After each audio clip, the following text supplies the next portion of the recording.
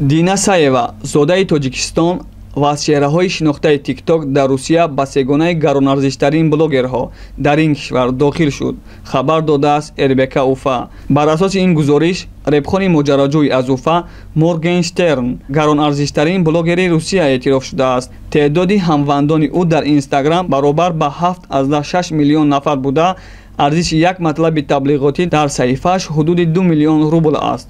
ин дар ҳолест ки маводи таблиғотӣ дар саҳифаи Моргенштерн ҳамагӣ як рӯз боқӣ хоҳад монд. дар мақоми дуюм Александра Митрошина, феминистика, соҳибкор ва сайёҳ бо 2,5 миллион обуначиаш қарор гирифт. арзиши як маводи таблиғотӣ дар саҳифаи Митрошина бар асоси арзёбиҳои пажӯҳишгарон 1 миллион рублро ташкил медиҳад.